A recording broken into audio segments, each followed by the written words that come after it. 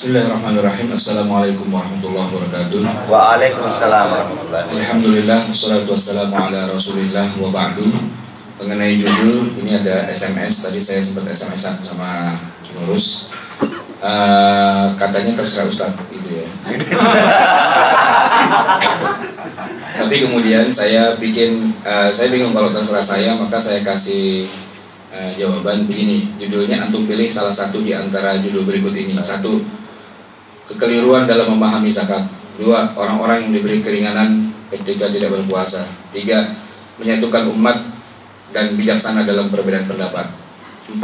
Kriteria makanan yang haram. 5. Wanita yang haram dinikahi. 6. Istri bukan pembantu. 7. Shortcut to heaven. 8. Salat Nabi tidak khusyuk. Iya. Terus ternyata dijawab shortcut to heaven aja Ustaz, jazakallah. Gitu. Jadi yang terpilih adalah shortcut to heaven. Ini pilkada juga kita begini. Shortcut to heaven. Kita tahu lah istilah shortcut itu. Kalau kita ngetik pakai mouse, pakai keyboard, kelamaan mencet-mencetnya, kalau sudah hafal shortcut pasti akan lebih cepat. Dan itulah tujuan maksudnya shortcut, bukannya lebih lambat atau lebih lama. Maksudnya begini, surga kayaknya selama ini hanya diperuntukkan buat orang soleh saja. Sementara kita yang kurang soleh ini kayaknya antara iya dan tidak masuk surga. Hanya Pak Haji, hanya Pak Ustadz, hanya yang jidatnya hitam, hanya yang sering tahajud dan sebagainya gitu. Kita ini yang besok cuti tanggal berapa? Hamin berapa itu cuti? Hamin 2 ya? Resminya Hamin 2 ya? Artinya kan berarti kalau Hamin 2 itikaf 10 hari udah gak mungkin kan? Nah gitu. Kayaknya surga buat mereka yang itikaf 10 hari semua gak keluar-keluar doang. Kayaknya begitu selama ini. Padahal enggak juga gitu, enggak juga. Sebab kita yang katakanlah berada pada level-level yang agak hierarkinya paling jauh dari halaman surga itu ya. So, bisa juga loncat langsung masuk surga duluan, dan mereka yang kelihatan udah calon surga itu udah ada mereknya CS calon surga gitu, belum tentu dia masuk surga duluan. Nah, bagaimana itu bisa dijelaskan begini? Ikhwati fillah, orang kebanyakan berpikir kalau dia banyak amalnya berarti dia masuk surga. Makanya orang kalau mati itu biasanya alasannya gini, saya belum banyak amal gitu. Ya kan? Saya belum punya bekal untuk meninggal. Maka saya mau ibadah dulu, mau umroh dulu ya, mau haji dulu, mau nikah dulu yang belum nikah, macam-macam lah. Pokoknya dia berpikir satu sisi bahwa surga itu didapat dengan cara dia beramal. Tidak salah memang, cuman kurang. Kurangnya apa? Karena yang menentukan kita masuk surga itu bukan hanya sebelah doang gara-gara amal baik, tapi juga ada sebelah yang satu lagi, yaitu adanya amal buruk. Ini yang kadang-kadang kita kurang perhatikan. Berapa banyak orang yang ketika mati dengan sukses dia merasa amalnya udah banyak, sehingga ketika dicabut nyawa dia mikir, surga nih gua gitu. Ternyata begitu masuk alam kubur ditanya ini ditanya itu, banyak yang gak lengkap. Banyak juga dosa-dosa yang dia bawa, sehingga akhirnya hitung ya mending kalau seri ya kan, rugi gitu. Jadi antara amal dengan dosa ternyata banyakkan dosa. Dia nggak pernah ngitungin dosa, yang dihitungin amal mulu, kayak madid musyawarah kan begitu ya. Sedekah catat, tapi dosa jarang-jarang dicatat. Ya kalau cuma dicatat doang nggak ada gunanya. Minta ampun gitu maksudnya, dicegah, atau kalau sudah terlanjur ya minta ampun. Ini satu bagian yang barangkali kita bisa ya menyalip orang-orang yang tadi dibilang soleh-soleh itu ya. Ini bukan curang, tapi ya menyalip di tikungan itu boleh-boleh aja kan. Menyalip di tikungan, orang lagi belok kita salip duluan gitu ya. Dengan cara apa? Dengan cara kita juga memperhatikan amal buruk. Bukan untuk dikerjakan, tapi untuk dihindari. Jadi saya sering membuat sebuah perumpamaan gini. Mendingan mana? Orang meninggal bawa amal banyak, tapi dosanya juga banyak. Katakanlah dia meninggal dengan amal 1000, tapi dosanya 2000. Ini kan kalau dihitung-hitung tekor, rugi kan? Berarti masuk mana nih? Masuk surga atau neraka? Neraka dulu. Walaupun mungkin pada akhirnya ke surga, tapi mampir dulu di neraka. Dan mampir neraka itu nggak enak, walaupun sehari atau 2 hari tetap aja nggak enak. Ya dibakar, digebukin, diinjek-injek, nggak karu-karuan lah. Nah, dibandingkan ada orang yang barangkali amalnya nggak begitu banyak, yang dikerjain cuma yang wajib-wajib, yang sunnah ya bukan jarang sih, nggak pernah emang gitu. Yang wajib tuh kalau sholat ya cuma 5 waktu doang, qobliyah ba'diyah kagak, tahajud kagak, boro-boro tahajud paling setahun sekali lah kalau pas ada qiyamul lail bersama. Itu pun juga ya terpaksa karena nggak enak gitu kan, di SMS-in mulu, ayo dong ikut. Nah akhirnya terpaksanya lah harus ikut. Kalau betul jujur dari hatinya, udah nggak sempat lah yang namanya tahajud itu. Ya, pulang udah malam, udah capek, udah apalagi yang namanya duha gitu. Apalagi yang namanya Senin Kemis puasa gitu. Kayaknya surga buat mereka yang pada rajin ngamalin sunnah aja. Yang nggak ngamalin sunnah, kayaknya susah banget dapat surga. Ya, kalau kita bicara jumlah pahala, ya yang banyak ngamalin sunnah tentu pahalanya lebih banyak. Tapi ingat, yang hobi ngamalin sunnah itu belum tentu juga dia berhenti dari melakukan dosa. Nah, kita punya poin di sini. Oke lah, ngaji saya kurang rajin, gitu ya. Tahajud saya kurang rutin. Duha saya emang nggak pernah dikerjain, gitu. Senin Kemis boro-boro, nggak pernah ada yang ngingetin. Dan emang dasarnya juga emang ogah, gitu ya. Dan macam-macam gitu alasan, 1001 macam alasan yang kita tidak bisa mengumpulkan, mengkoleksi amal-amal sunnah. Oke, berarti begitu kita meninggal, kalau orang-orang amalnya yang dia bawa 1000, kita mungkin cuma bawa 100, 1/10-nya. Cuma nilai plus kita, added value kita, ini pada bagian kedua. Waktu kita mati, kita nggak punya dosa. Mendingan mana? Mendingan yang pertama, mati bawa amal 1000 tapi bawa dosa 2000, atau orang mati dengan amal 100 tapi nggak punya dosa? Mendingan yang mati bawa 1000 dan nggak punya dosa. Kalau bicara mendingannya, ya kan, amalnya banyak, dosanya nggak ada. Tapi kalau kita nggak bisa se-ideal itu, paling tidak ya kita nggak punya dosa. Ini saya bukan nganjurin ya udah kalau gitu jangan ngerjain yang sunnah-sunnah lah, yang wajib-wajibnya aja, bukan begitu. Tapi realitanya kebanyakan kita itu memang harus kita akui, kita tuh agak banyak hambatan untuk mengerjakan amal-amal yang sunnah, yang apa dan sebagainya. Tetapi ada satu hal, celah yang bisa kita manfaatkan, yaitu berhenti dari perbuatan yang haram. Yang itu kadang-kadang orang calon penghuni sorga itu yang udah punya merek duluan gitu ya, itu juga belum tentu dia bisa melakukan berhenti dari yang haram. Nah, kita lakukan itu. Berhenti dari yang haram itu gimana? Ya pokoknya intinya gini, yang besar-besar jangan sampai dikerjain. Yang kecil-kecil ya tentu nggak boleh dikerjain juga. Yang dosanya kecil nggak boleh dikerjain juga. Tapi kalaupun misalnya kita sebagai manusia, kita kan namanya manusia penuh dengan penuh dengan godaan lah, penuh dengan lingkungan yang nggak benar dan sebagainya. Kalaupun terpaksanya harus dosa juga, maka ada kiat-kiat untuk membuat dosa itu menjadi ringan. Nah, apa kiat itu? Pertama gini, jangan berdosa kalau nggak kepepet. Ini nomor 1. Artinya jangan orang begini, udahlah dosa gitu ya, masa bodoh kerjain aja seterusnya, padahal dia nggak kepepet aman untuk berdosa. Nah, jadi minimalisir dosa itu dengan cara tidak dilakukannya kecuali amat sangat kepepet sekali lah deh dong. Nah gitu. Artinya kalau udah nggak ada jalan lain nih, karena udah darurat nih, apa boleh buat gitu. Urusannya urusan nyawa nih, urusannya urusan yang besar, terpaksanya harus dosa, ya udahlah gitu. Tapi kalau emang nggak ada yang membuat kita harus bikin dosa, ngapain juga kita rajin-rajin ngerjain dosa? Sebab apa? Itu timbangan amal buruk tuh nambah terus. Yang kedua, kalaupun kita terpaksanya harus ngerjain dosa, ini kiatnya nih ya, jangan sampai ada yang tahu. Jangan sampai pamer gitu. Yang bikin dosa itu jadi betebrak, berantakan kemana-mana gitu ya, itu gara-gara dia ngerjain dosa lalu dia pamer atas dosanya itu gitu loh. Punya pacar, bukan muhrim dong, ketahuan gitu ya. Punya pacar gelap. Maksudnya pacar gelap tuh kulit gelap. Ada orang yang pacaran gitu ya, itu kan katakanlah melanggar syariah nih, karena dia berduaan, karena dia bersentuhan, karena dia mendekati zina dan sebagainya. Tapi ada dua metodenya. Yang satu, dia umbar pacarnya di depan semua orang, sampai foto Facebooknya pun lagi berduaan, pelukan pula. Itu namanya udah dosa, bangga pula dengan dosanya. Nah yang satu, ini bukan ngajarin caranya dosa ya. Kalaupun dia terpaksanya harus melakukan sesuatu itu, dia umpetin, dia simpan rapat-rapat biar nggak ada orang yang tahu. Gitu. Kenapa? Karena dosa yang dilakukan ketika tidak ada orang lain yang tahu, itu lebih gampang diampuninya daripada orang lain tahu semua.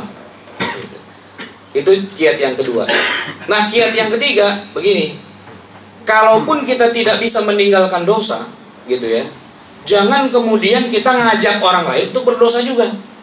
Sebab iblis itu begitu kan, dia dosa, lalu dia diancam masuk neraka.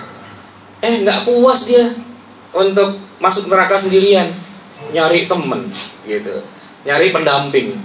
Mungkin dia pikir kalau di neraka sendirian kagak enak kali ya. Enakan kalau rame-rame, jadi ada temennya, digebukin bareng, sakitnya bareng, nggak enaknya bareng gitu. Jadi dia nyari temen. Nah ini yang menambah dosanya iblis itu menjadi-jadi. Nah kalau kita terpaksanya harus bikin dosa, maka jangan ngajak-ngajak orang gitu. Jangan pakai bilang, ini ada orang pakai jilbab gitu ya. Seorang wanita belum pakai jilbab, berarti kan dia tahu dirinya masih dosa gitu ya.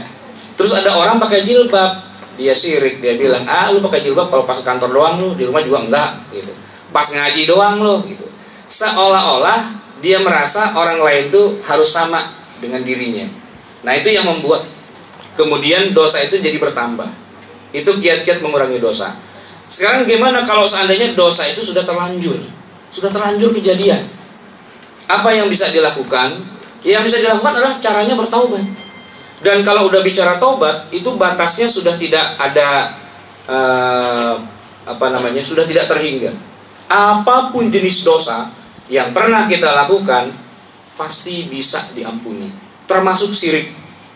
Jangan dikira dosa syirik itu nggak bisa diampuni. Mungkin antum bertanya, loh, bukannya syirik itu termasuk dosa yang tidak bisa diampuni? Bisa. Bukannya ada ayatnya? Ada, tapi maksudnya bukan itu. Yang dimaksud dosa syirik nggak bisa diampuni itu adalah orang mati dengan bawa dosa syirik, dia belum taubat. Nah, ketika di akhirat dosa syiriknya itu nggak bisa dihapus karena dibawa dari dunia. Nah, tapi kalau orang masih hidup, nyawanya masih ada, apapun jenis dosa, seberat apapun dia bisa minta ampun. Emangnya Umar bin Khattab dulu kerjaannya apa sebelum masuk Islam? Nyembah berhala. Syirik nggak? Syirik. Dan para sahabat Nabi itu rata-rata penyembah berhala dulunya. Minum khamr, berzina, berjudi, semua pekerjaan yang nggak benar itu dikerjakan bukan barangan loh.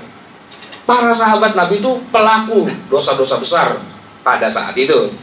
Tapi begitu mereka tobat, mereka masuk Islam, al-Islamu yajubbu ma qablahu. Keislaman mereka membuat dosa mereka hilang semua. Asik dong kalau gitu tobat. Iya memang asik.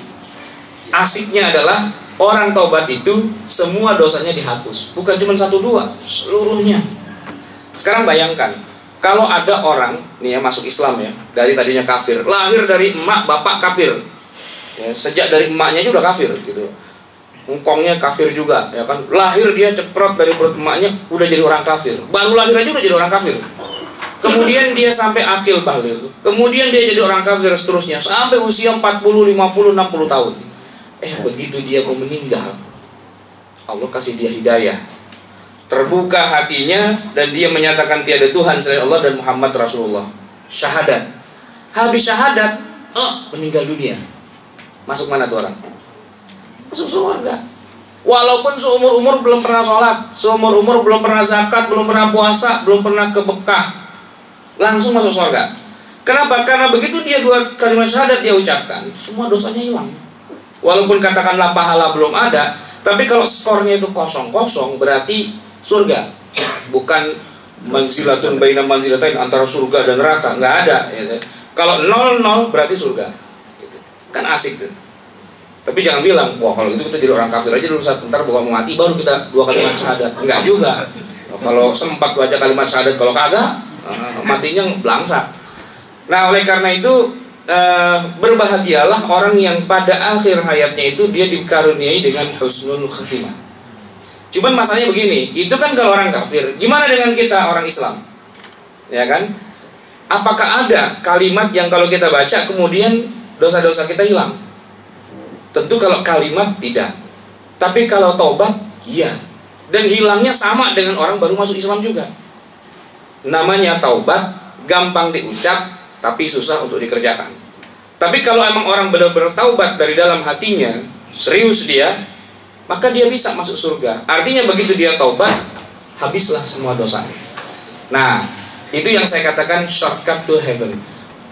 Jalan pintas menuju surga. Bukan dengan amal soleh, tapi dengan ampunan dari Allah. Nah, yang jadi problem sekarang begini. Banyak umat Islam yang sebenarnya berdosa, tapi nggak mau ngaku dirinya banyak dosa. Gitu. Memang sih tidak diharuskan mengaku, bikin pernyataan berdosa, pengampunan dosa itu kepada sesama manusia. Dalam Islam tidak ada itu. Jadi ada orang mabok gitu ya, kemudian dia datang kepada kiai, Pak Ustadz saya mau mensucikan diri, saya mau tobat dan sebagainya. Itu tidak dikenal dalam ajaran Islam. Orang kalau mau tobat itu nggak perlu datang ke kiai, nggak perlu datang ke ulama, nggak perlu datang ke tokoh agama dan sebagainya. Dia kalau mau tobat, tobatnya langsung kepada Allah. Ini bedanya agama Islam dengan agama di luar Islam. Kalau agama di luar Islam, orang kalau mau taubat itu harus pakai perantara, harus ada agent gitu. Ya, lewat agent tertentu. Ya, kalau agentnya hebat, qualified, bagus, maka taubatnya cepat diterima. Tapi kalau agentnya banyak korupsi dan sebagainya, maka taubatnya agak susah. Gitu. Itu dalam agama lain. Tapi dalam agama Islam, kita dalam taubat tuh nggak perlu agensi, tidak perlu perantara. Tidak perlu ada satu institusi untuk menghubungkan kita dengan Allah. Sebab yang namanya taubat itu intinya adalah minta ampun. Dan kesalahan kita bukan kepada si kiai, ustadz dan sebagainya. Kesalahan kita sama Allah. Gitu. Karena pernah ada seorang wanita berzina. Gitu. Datang kepada saya nangis-nangis, minta ampun. Saya bilang, emang gue yang ngizinain lu? Ya, zinanya sama siapa? Gitu kan, sama orang lain dan sebagainya. Minta ampunnya sama Allah. Jangan kepada saya. Kenapa? Saya bukan agen tukang bagi-bagiin surat ampunan. Gitu. Kita ini bukan agama Kristen yang kerjanya bagi-bagiin surat ampunan. Minta ampunnya sama Allah. Itu yang pertama. Yang kedua, kalau pernah berzina, jangan cerita-cerita sama siapa-siapa. Nah, ente barusan cerita sama saya, itu berarti ente udah buka aib. Gitu. Aturannya udah diampuni, bisa jadi malah nggak diampuni. Maka untuk bisa diampuni itu, di antara cara untuk memperingan dosa itu adalah ketika berdosa jangan ketahuan siapa-siapa, lalu setelah itu minta ampun dan jangan dibuka-buka lagi kepada siapapun. Cukup bukanya sama Allah saja. Nah, saya akan berikan kesempatan pada antum semua untuk mendialogkan hal-hal seperti ini karena ini akan menjadi sangat panjang kasus-kasusnya. Tapi sebelumnya saya akan berikan sebuah kisah yang barangkali kita sudah sering mendengar. Bagaimana diampuninya orang yang sudah membunuh 99 nyawa. 99 nyawa itu bukan angka yang kecil, ya kan? Si Rian dari Jombang itu berapa yang dia bunuh? Itu saja. Terus siapa namanya yang naik mobil Avanza itu? Berapa? 11 ya? Tabrakan beruntun itu ya. Gitu. Itu kan istilahnya orang mengutuk habis lah gitu ya. Tapi ini kisah nggak tanggung-tanggung, 99 nyawa. Ketika dia dapat hidayah, namanya pembunuh biar bagaimanapun juga ada pintu hidayah juga. Suatu ketika dia pengen taubat juga, maka dia datang kepada pendeta. Ya, sebagaimana ini kan ceritanya di agama Kristen kan sebenarnya. Diceritakan oleh Rasulullah kepada kita sebagai pelajaran. Memang begitu aturannya, datang kepada pendeta minta ampun. Cuman masalahnya boleh jadi pendeta ini kesel kali ya, mungkin ada keluarganya atau siapa yang ikut dibunuh juga. Maka dia bilang, nggak bisa. Satu nyawa saja itu urusannya panjang lebar. Ini 99, ponakan saya kena juga lagi gitu kan. Jadi pendetanya itu bilang, susah lah kamu kalau minta ampun, nggak gampang. Kesel penjahat, ditancap juga, mati juga tuh pendeta. Ya jelas 100 gitu kan. Tapi walaupun bagaimana yang namanya hidayah itu memang nggak bisa ditolak. Mayyahdihillahu fala mudhillalah. Siapa yang Allah udah kasih hidayah, itu nggak ada yang bisa bikin sesat dia. Maka datanglah dia kepada seorang yang ahli ilmu, ulama gitu ya. Lalu ulama ini mengatakan 100, cil, bisa gitu. Cuman syaratnya kira-kira ente bisa apa enggak, terserah ente. Kalau cuman mau minta ampun taubat tuh gampang. Cuman syaratnya, apa syaratnya? Ente ini asalnya orang soleh, orang baik, lahir dari keluarga yang baik, ya kan? Cuman masalahnya yang rusak itu pergaulan ente. Ente tinggal di tempat yang sistemnya bobrok. Sistem yang bobrok itu, sesoleh apapun orang, kalau dia masuk ke situ, otomatis perlahan-lahan, mungkin awalnya idealismenya tinggi. Pokoknya saya tidak terima suap, gitu kan? Saya tidak terima markup, saya tidak terima kecurangan ini dan sebagainya. Maklum, PNS baru 2 tahun gitu ya. Tapi ketika udah 15 tahun, anaknya udah banyak gitu kan, udah banyak kebutuhan, semua itu menjadi suatu hal yang lumrah, lama-lama mesti wajib, dan lama-lama dia biangnya gitu kan. Ya, kita lihat aja para koruptor di negeri kita itu, ya kan, di DPR, di mana. Dulunya mereka itulah yang menurunkan penguasa Soeharto. Turunkan Soeharto, ganyang koruptor, bla bla bla. Apa KKN dan sebagainya. Tapi sekarang mereka lah yang menjadi biang keladinya dari KKN yang ada sekarang, biang keladi koruptornya. Dulu 98 bareng-bareng sama kita, ya Pak Anwar ya, kita turun ke jalan, Allahu Akbar, turunkan penguasa yang zolim, yang makan uang rakyat, koruptor, KKN dan sebagainya. Tapi sekarang dialah koruptornya, dialah togutnya, gitu loh. Dialah the big satannya itu, setan besarnya itu dia, gitu loh. Sekarang apa yang membuat seorang yang soleh, yang alim, yang jidatnya hitam, yang jenggotnya panjang tiba-tiba berubah jadi koruptor? Lingkungan. Nah gitu. Lingkunganlah yang secara tidak sadar membuat dia setiap hari lama-lama dari membenci akhirnya memaklumi, sampai akhirnya mencintai, dan sampai akhirnya mencalonkan lagi. Gitu. Iya kan? Gitu. Awalnya dia antipati, wah nggak bisa. Lama-lama karena terbiasa, udah susah. Ibarat orang tadinya anti minum khamar, tapi begaul sama tukang minum khamar semua. Dari setetes 2 tetes sampai seteguk 2 teguk, sampai 1 sloki 2 sloki, tahu juga sloki. Sampai akhirnya sebotol 2 botol. Lama-lama dia yang jualan miras itu. Ya kan, dia yang dapat untung paling besar, dia yang punya kartel penjualan minuman keras gitu. Itu tidak bisa dibedakan apakah dia orang soleh, apakah dia orang tidak soleh, apakah dia seorang. Pokoknya ketika orang masuk dalam sebuah lingkungan yang seperti itu, walaupun awalnya dia ingin perbaiki sistem itu, tapi ketika sistemnya lebih kuat dan dianya sendirian, akhirnya dialah yang terbawa-bawa. Itu kan kasusnya sama dengan iblis perang berantem melawan seorang yang ingin menebang pohon yang dimana pohon itu disembah sama orang.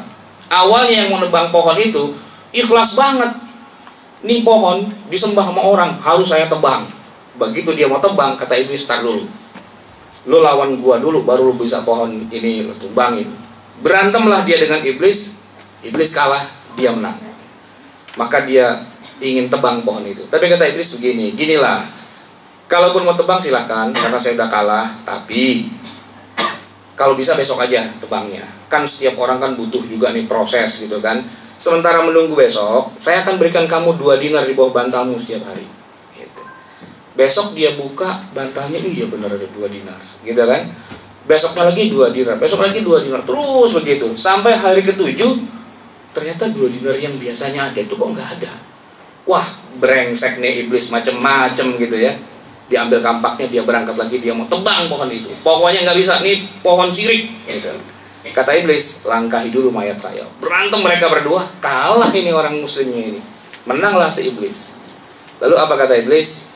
Tahu nggak kamu kenapa sekarang kamu kalah dan kemarin kamu menang? Kemarin itu kamu menang karena idealisme akidahmu itu. Sekarang kamu kalah itu karena kamu yang belain apa? Yang dibelain 2 dinarmu itu hari ini tidak ada, gitu kan? Jadi lain gitu nilainya. Nah maka orang yang hidup di tengah lingkungan yang rusak itu, walaupun dia sesoleh apapun, sedikit demi sedikit dia akan ikut rusak juga. Nah oleh karena itu, orang alim ini, ulama ini bilang, ente kalau mau tobat gampang caranya. Pindah dari rumah yang lama ke rumah yang baru. Kampung yang lama itu orangnya rusak semua. Sesoleh apapun ente akan rusak. Walaupun ente tobat balik lagi ke situ, iya membunuh lagi. Nah kalau mau diputus mata rantainya, kita pindah rumah, pindah ke kampung yang baru. Jangan begaul sama orang-orang seperti itu. Nah nasihat itu kemudian dituruti dan dia pindah. Nah, kisahnya itu kan kemudian Allah cabut nyawanya di tengah jalan. Lalu kemudian malaikat rahman dengan malaikat azab itu berbeda pendapat. Ini malaikat pun ikhtilaf juga nih ya. Ada mazhab A, ada mazhab B. Mazhab A, malaikat rahman bilang orang ini masuk surga. Kenapa? Karena sudah tobat. Malaikat azab mengatakan orang ini masuk neraka. Kenapa? Walaupun sudah tobat, tapi banyak keluarga yang masih menuntut darah atas orang yang dibunuh ini. Akhirnya nggak sepakat. Mereka ngadu kepada Allah, ya Allah putuskan di antara kita.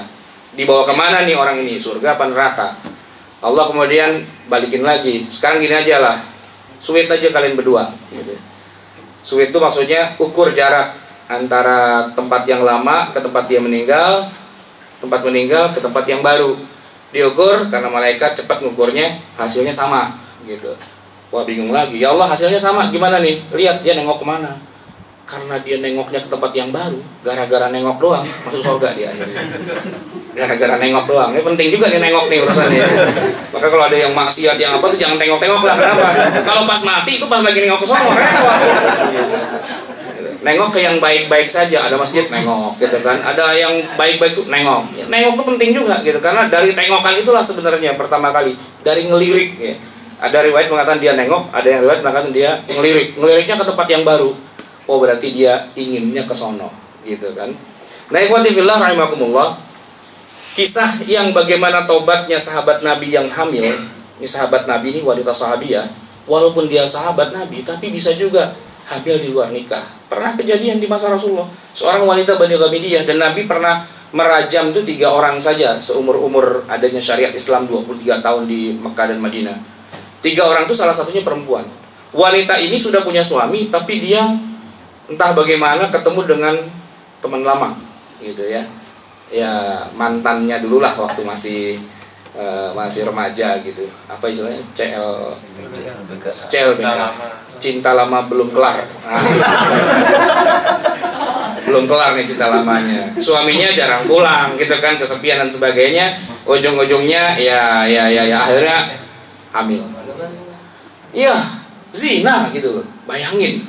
Kita saja nggak bisa ngebayangin gimana kita orang seperti ini berzina. Tapi di zaman Nabi, sahabat Nabi, wanita sahabiah berzina dan hamil. Ya tentu dia nyesal, tentu dia nangis, tentu dia taubat. Tapi kita lihat bagaimana hebatnya taubat wanita itu. Begitu dia taubat, dia datang kepada Nabi, ya Rasulullah, saya sudah taubat. Maka tolong habiskan saja nyawa saya ini. Mohon saya dirajam. Dan memang hukum Islamnya itu kalau orang berzina sudah pernah menikah, itu memang hukumannya rajam. Cuma ada 2 caranya. Kalau orang itu tidak bikin pengakuan, maka dia harus ada saksi 4 orang. 4 orang saksi. 4 orang laki-laki muslim akil balik, semuanya nonton bareng-bareng bagaimana masuknya kemaluan laki-laki ke dalam kemaluan perempuan. Harus bareng nontonnya. Kalau gantian, nah itu yang nonton itu yang dicambuk 80 kali gitu ya. Yang bikin kesaksian. Nah, maka saksinya harus 4 orang laki-laki muslim akil balik, 4-4-nya nonton bareng dari lubang yang sama gitu ya. Peristiwa itu bukan dibalik selimut, bukan apa, tapi betul-betul bagaimana masuknya kemaluan laki-laki dalam perempuan. Dan itu belum pernah terjadi di zaman Rasulullah. 3 kali Rasulullah merajam wanita atau orang yang berzina. 3-tiganya itu hanya berdasarkan pengakuan yang bersangkutan. Sekarang di mana kita bisa menemukan orang yang dengan kesadaran sendiri mengaku dan minta dirajam? Itu nggak ada. Nggak di Indonesia, nggak di Saudi, nggak ada satupun gitu loh. Kenapa? Ya belum yakin bahwa kalau dia taubat itu diterima oleh Allah. Nah wanita ini yakin bahwa taubatnya sudah diterima Allah. Karena itu daripada dia meneruskan hidupnya ntar dosa lagi, mendingan selesaikan saja. Kalau udah nggak punya dosa masuk surga, kan begitu logikanya. Maka dorongan itulah yang membuat dia balik kepada Rasulullah. Tapi ternyata usahanya gagal karena Rasulullah tidak mau merajamnya. Nggak bisa, kata Nabi. Kamu hamil, di dalam perutmu ada anak, dan itu tidak berdosa. Kalau kamu dirajam mati, anakmu mati juga. Yang dosa kita. Ulang, tunggu 9 bulan lagi, kata Nabi. Sekarang kamu bebas, terserah kamu kemana aja. Pokoknya hukum Islam tidak bisa dilaksanakan untuk orang yang seperti kamu. Ini kalau cara kita orang seperti ini kan bebas nih dari tuntutan, dari hukuman. Pulang tuh kagak balik-balik lagi udah gitu kan. Kabur kalau perlu ke Singapura kemana kayak gitu ya. Udah lepas dari jerat hukum gitu kan. Tapi ternyata wanita ini mendasarnya wanita soleh, wanita soleha. Begitu bayinya lahir, dia balik lagi kepada Rasulullah. Ya Rasulullah, ini bayi udah lahir nih, saya minta dirajam. Wah, 2 kali dia datang. Tapi Nabi tetap menolaknya. Enggak bisa. Kalau kamu dirajam mati, anakmu siapa yang nyusuin, siapa yang melihara gitu. Wanita itu diam aja. Emang harus saya pelihara, saya susuin? Lah iya, bapaknya kan nggak ketahuan. Ya, kamu yang harus memelihara. Waduh, ulang lagi tuh perempuan. Datang lagi setelah 2 tahun kemudian. Anaknya udah gede, dia datang bersama seorang perempuan yang siap memelihara anak ini. Bahkan anak ini sudah bisa makan roti sendiri. Kalau tadinya masih menyusu, 2 tahun kemudian sudah punya kemampuan untuk makan roti sendiri. Nah, saat itulah, ini yang ketiga kalinya, dia datang kepada Rasulullah dan dia minta dirajam. Dan Rasulullah sudah kehabisan amunisi, nggak bisa lagi menolak. Ya sudah, rajamlah. Panggil para sahabat, petugas, ini wanita, dia berzina, dengan pengakuannya, kita laksanakan perintah Allah, rajam. Itu Khalid bin Walid ngelemparin batu, Umar ngelemparin batu, semua ikut ngelemparin batu, mati itu perempuan. Nah, begitu jenazahnya sudah tidak bernyawa lagi, Umar bilang, yuk cepat-cepat kita kuburin nih perempuan. Kenapa? Dia kan berzina. Dia berzina, dan kita takut Madinah ini terjadi kota laknat nih gara-gara ada orang berzina. Kita kuburin lah buru-buru mayatnya ini. Jangan sampai nanti azabnya kecipretan kita juga. Tapi kata Nabi, "Tar dulu ya Umar. Kenapa mau dikuburin buru-buru?" Itu takutnya nanti ini wanita bikin sial di tengah kita. Kata Nabi, enggak. Wanita ini tidak bikin sial. Wanita ini sudah bertaubat. Dan Jibril mengatakan pada saya, wanita ini sekarang sedang dalam perjalanannya menuju surga. Umar bingung. Kok surga? Kan zina. Kan kita ngerajam. Iya, dia zina, ente ngerajam. Tapi sebelum dia dirajam, dia sudah minta ampun. Dan Allah sudah turunkan ampunan, sudah taubat dia. Ampunan yang Allah turunkan itu lebih besar daripada dosa yang dia lakukan. Bahkan masih bisa ampunan ini buat mengajak orang-orang di Madinah, 70 penduduk Madinah itu bisa masuk surga semua. Nah, Umar bingung. Kita yang ngelemparin batu aja belum tentu masuk surga, kok perempuan ini bisa masuk surga duluan, gitu ya. Wah, itu dahsyatnya taubat tuh begitu kan. Cuma jangan sampai ada di antara kita bilang, kalau gitu kita zina dulu yuk, ntar kita taubat. Enggak gitu. Ini intinya adalah bukan masalah zinanya, intinya pada taubatnya gitu. Jadi kalau orang taubat itu semua dosanya diampuni. Cuman ada syaratnya. Tadi berhenti tidak mengulanginya lagi. Yang kedua ada rasa sesal di dalam hati. Sebab ada juga ada orang berhenti tidak mengulangi, cuman karena kebetulan duitnya habis, jadi nggak main judi lagi. Lo kok udah nggak main judi lagi, udah alim loh. Iya nih lagi gak ada duit, lagi cekak. Begitu Allah kasih dia rezeki, main lagi, judi lagi, mabok lagi. Berarti berhentinya bukan karena menyesal, berhentinya karena kepepet, nggak punya modal. Nah, enggak, berhenti menyesal. Yang ketiga itu tadi, dia pindah dari tempat yang sebelumnya.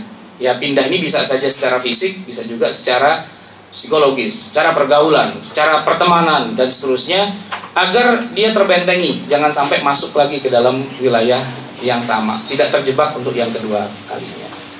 Jadi gitu, walaupun pahala kita nggak begitu banyak, tapi kita harus hindari dosa. Kalau sudah terjadi, ya kita taubat. Jangan sampai kemudian kita mengulangi lagi. Ustaz, saya juga udah pernah taubat sih, cuman saya balik lagi. Apakah saya harus taubat lagi apa enggak? Iya, taubat lagi. Ntar saya kalau dosa lagi gimana? Ya taubat lagi. Katanya orang kalau dosa, tobat, ntar nggak diampuni. Itu kalau emang ketika taubatnya yang beberapa kali itu emang main-main. Tapi kalau orang taubatnya itu serius gitu kan, kemudian di tengah jalan dia kena kesalahan lagi dan sebagainya, ya dia taubat lagi, serius juga taubatnya gitu loh. Jadi teruslah dilakukan taubat itu. Dan Nabi sendiri SAW itu mencontohkan setiap hari tidak kurang beliau beristighfar, minta ampun tidak kurang dari 100 kali. Padahal Nabi itu orang yang tidak punya dosa. 100 kali. Berapa banyak istighfar yang kita lakukan dalam sehari? Padahal kita adalah orang yang punya banyak dosa. Itu yang penting untuk kita pikirkan. Semoga ini bermanfaat. Mungkin ada pertanyaan 1-2, silahkan saya kembalikan pada pimpinan acara. Baik, terima kasih Ustaz. Bagi yang ingin bertanya, 1 atau 2 pertanyaan dipersilakan. Silakan. Ustaz, kalau dosa terhadap Allah gitu, misalkan kita bisa langsung minta maaf, kita bisa langsung tobat gitu istilahnya. Terus kalau kita punya salah terhadap manusia gitu, kita kan nggak bisa langsung diampuni sebelum orang tersebut memaafkan kita gitu Ustaz. Tapi kadang kita punya masalah sama orang, punya salah gitu, tapi kita nggak ketemu lagi sama orang itu gitu Ustaz. Bagaimana cara kita bertobat? Kalau kaitannya dengan masalah harta, misalnya kita punya utang, tapi kemudian yang ngutangin kita aja udah lupa gitu ya. Jangan sampai dia ingatkan ntar udah di akhirat, repot juga kan gitu ya. Nanti dosa-dosa dia kita yang tanggung, pahala kita dia yang ambil gitu kan. Maka agar jangan sampai seperti itu, kita harus minimal kalau orang nggak ketemu, minimal uangnya kita siapin dulu. Kita punya utang 10 juta nih sama orang atau sama siapapun lah, ya kan? Atau ada uang haram yang masuk dalam uang kita. Nah, agar kita diampuni, ya, prosesnya adalah uang yang buat ganti itu harus kita siapin dulu, ya kan? Sambil kita mencari, kita siapkan uangnya. Yang kedua, kita cari berdasarkan pesanan. Maksudnya, bisa nggak kita pesan pada siapa, termasuk pada anak istri kita atau ahli waris kita. Nanti seandainya orang itu suatu ketika muncul lagi, ini duitnya jangan diapa-apain ya, karena ini buat bayar ganti utang saya kepada dia gitu. Nah, cukup dengan itu saja sudah menunjukkan bahwa kita punya etikat untuk bayar utang. Jangan sampai begini, kita nyari orang yang ngutangin kita, udah ketemu, gimana? Lu mau bayar utang? Enggak juga sih, cuma nyari aja gitu. Ya enggak lah gitu. Cuma nyari doang, enggak, saya cuma minta maaf gitu, saya punya utang 20 juta, jadi sampai hari ini nggak bisa bayar juga, cuma minta maaf gitu doang sih. Kata yang ngutangin, sama juga bohong, cuma minta maaf doang gitu ya. Artinya sekarang kalau itu sifatnya finansial ya, apa yang harus kita wajib bayarkan itu kita siapkan dulu. Nah, bahwa nanti Allah mudahkan jalan kita, lalu kita ketemu dengan orangnya lewat prosedur yang panjang dan sebagainya, tentu itu bagian dari ujiannya, dan semua usaha kita itu tentu ada nilai pahalanya juga gitu ya. Apalagi zaman sekarang ada Facebook, ada macam-macam internet dan sebagainya. Mencari orang yang hilang itu insya Allah nggak terlalu sulit gitu. Kalau ternyata orang itu sudah meninggal, gimana? Ini kaitannya dengan masalah harta ya. Dia punya ahli waris, maka orang yang sudah meninggal itu hartanya akan dibagi sesuai dengan ahli warisnya. Maka kita datangi para ahli warisnya untuk kita berikan itu semua. Kalau sifatnya harta. Nah, kalau sifatnya bukan harta, kesalahan, misalnya kita pernah nonjok orang ya, sampai benjol 3 biji gitu misalnya. Kemudian orang itu udah nggak tahu lagi kemana, nggak karuan dan sebagainya. Ya sudah, berarti yang kita siapkan bukan uang, ya kan? Maksudnya bukan uang yang kita bayar ke dia, tapi yang kita siapkan bisa saja bentuk uang. Kita infakkan di jalan Allah, ya Allah pahalanya buat dia. Ya Allah pahalanya buat dia. Kenapa? Sebab nanti dia akan ngambil pahala saya nih, ya kan, di yaumil qiyamah. Karena setiap satu luka, setiap satu kerugian secara fisik dan sebagainya, mungkin kita pernah atau mungkin menghina secara psikologis gitu kan. Nah, kita keluarkan harta kita infakkan di jalan Allah, lalu kemudian kita bilang, ya Allah, ini kalau ada pahalanya kirimkan buat dia. Semoga dia mendapatkan ridho dari apa yang saya perbuat ini, sehingga dia tidak minta pahala-pahala saya nanti di yaumil qiyamah. Kalau memang sudah tidak bisa diubah lagi. Baik, masih ada lagi? Silakan. Iya. Silakan. Assalamualaikum warahmatullahi wabarakatuh. Waalaikumsalam. Berkaitan dengan utang tadi, Ustaz. Misal si Ani kan waktu dia kaya kan sering wakaf itu, Ustaz. Nah, ternyata sekarang dia kondisinya lagi prihatin, punya utang nggak bisa bayar. Daripada ntar pahalanya diminta sama yang utang, tanah nggak kan boleh nggak, Ustaz? Diniatin buat bayar utang itu, Ustaz. Gimana? Dia udah tahan waktu kaya dulu saya wakaf nih. Sekarang miskin gitu, mau bayar utang nggak bisa. Daripada dia meninggal, utang masih ke bawah sampai meninggal, tanah yang diwakafin dialihfungsikan ke bayar utang gitu. Ke bayar utang. Iya. Untuk bayar utang. Jadi wakaf yang dulu udah diberikan, itu buat bayar utang saya gitu. Endingnya tetap diwakafkan, kan tetap wakaf. Cuman kan hak miliknya udah beda, wakaf pahalanya ntar. Kalau harta yang sudah diwakafkan, memang tidak bisa diambil lagi. Ya, harta sudah diwakafkan itu sudah berhenti, sudah nggak bisa diambil lagi. Tapi yang akan mengalir kepada kita itu pahalanya. Jadi kalau yang mau dikonversi itu adalah pahala, ya itu gampang lah ya, urusan Allah lah, ngitung-ngitung pahala gitu ya. Tapi kalau secara fisik, apa yang sudah kita wakafkan, misalnya kita wakaf masjid gitu ya, udah dibangun masjid nih, jadi terus kita nggak punya duit mau bayar utang, udah masjid sini lagi lah, gue mau jual, kenapa mau bayar utang, itu nggak bisa, nggak bisa. Tapi kebanyakan orang Betawi memang begitu urusannya gitu. Engkongnya dulu yang wakafin tanah, udah diwakafin gitu kan, tapi ternyata oleh anak cucunya itu diperebutkan lagi karena bilangnya ya kita banyak utang sekarang, banyak kebutuhan. Apa yang sudah diwakafin sama engkongnya sama cucunya dijual tanah itu. Mending ngejualnya sekali, dijual 7 kali gitu, dengan 7 sertifikat yang berbeda. Kalau ditanya, kok lu begitu sih gitu? Kan tanah 7 lapis katanya. Gitu. Nah itu nggak benar ya kayak gitu, ya nggak bisa. Sesuatu yang sudah diwakafkan tuh udah nggak bisa diambil lagi, kecuali kalau bicaranya pahalanya. Pahala wakaf itu kan ngalir terus. Nah ya Allah, saya punya pahala nih banyak nih. Ntar di akhirat saya akan ditagih sama orang. Ya emang begitu aturannya. Maka sekarang kalau emang bisa, ya berdoa lagi biar kaya lagi, biar bisa wakaf lagi, terus begitu aja kan. Karena nanti hitung-hitungannya pahala sama dosa kita tuh akan tarik-menarik antara yang orang yang kita zalimi, yang kita rugikan, yang kita bikin dosa kepadanya itu. Pokoknya pahala kita akan ketarik ke dia. Dan kalau sudah habis pahala kita, dosa dia yang kita tanggung gitu. Maka sekarang kalau kita dipinjem duit kita sama orang, ditipu, ditilep, ditimpe, dirampok, disakiti, atau katakanlah ada teman yang ya menohok kawan seiring, menggunting dalam lipatan, menyalip di tikungan dan sebagainya, jangan kesal dulu. Justru kita ketawa. Wah, alhamdulillah, kenapa? Besok lo di akhirat lo, pahala lo habis semua gue sikat, gitu kan? Syukur-syukur yang nilep tuh Pak Haji, gitu kan? Oh, dia kan udah banyak tuh pahala haji apa segala macam, gitu kan? Pak Haji tukang tipu, gitu kan misalnya kan? Enggak apa-apa, kita ketawa aja, kita kenapa? Besok lo, sekarang sih biarin aja dia nikmati dulu semua, gitu kan? Besok gue ambil banyakan, gitu. Maka orang Islam itu kalau dia ngerti kehidupan di dunia ini cuma sementara dan nanti kehidupan akhirat itu akan abadi, kalaupun dia dirugikan, disakiti dan sebagainya, dia mesem-mesem aja, ketawa aja. Ntar lo liatin aja, kan dia bakalan mati juga kan. Orang yang merugikan dia juga bakalan mati juga, nggak lama, nggak akan 100 tahun lagi kita masih hidup kok. Sementara kehidupan di alam barzah itu bisa lama. Kita kalau mati sekarang ya tahun 2012 misalnya gitu kan, belum tentu tahun 2500 sudah terjadi kiamat, belum tentu. Jadi bisa jadi lamaan di alam kubur kita daripada di dunia. Kita di dunia ini umur kita berapa sih? Paling tinggi 40, 50, 60 lah ya. Biasanya 55 pensiun, 56 stres, 57 covid gitu kan, biasanya begitu. Nah, nggak lama usia kita itu. Tapi di alam barzah kita lebih lama. Karena itu kalau orang Islam itu meyakini tiada Tuhan selain Allah, Muhammad Rasulullah, dan meyakini adanya hari akhir, di dunia itu dia nyantai aja. Kalaupun dia disikat, dirugikan dan sebagainya, senyum-senyum aja. Karena pengadilan Allah itu pasti terjadi. Baik, masih ada lagi? Atau cukup? Ya. Kalau yang dengerin sih enak ya, nyender ketawa. Saya ini aus. Baik, rekan sekalian, karena waktu sudah menunjukkan pukul 1 tepat, maka di akhir ini mari kita minta kepada Ustaz untuk membacakan doa. Silakan Ustaz. Bismillahirrahmanirrahim. Alhamdulillahirabbil alamin, hamdan yuwafi ni'amahu wa yukafi mazidah. Ya Rabbana lakal hamdu wa lakal syukru kama yanbaghi li jalali wajhika wa li 'azimi sultanik.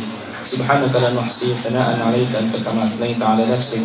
Falakal hamdu hatta tarda wa lakal hamdu idza radita wa lakal hamdu ba'da ridha. Allahumma shalli wa sallim wa barik ala nabiyyina Muhammadin wa ala alihi wa sahbihi ajma'in. Rabbana zalamna anfusana wa illam taghfir lana wa tarhamna lanakunanna minal khasirin. Rabbana amanna bima anzalta wattaba'na ar-rasula faktubna ma'asy syahidin. Rabbana la tuzigh qulubana ba'da idh hadaytana wa hab lana min ladunka rahmah innaka antal wahhab. Rabbana la taj'alna fitnatan lil qaumidh dhalimin fanajjina bi rahmatika minal qaumil kafirin. Rabbana arinal haqqa haqqan warzuqna ittiba'ah wa arinal batila batilan warzuqna ijtinabah. Rabbana atina fid dunya hasanah wa fil akhirati hasanah wa qina adzabannar. Wa sallallahu ala nabiyyina Muhammadin wa ala alihi wasallam. Subhana rabbika rabbil izzati amma yasifun wa salamun ala mursalin walhamdulillahi rabbil alamin. Assalamualaikum warahmatullahi wabarakatuh. Waalaikumsalam warahmatullahi wabarakatuh.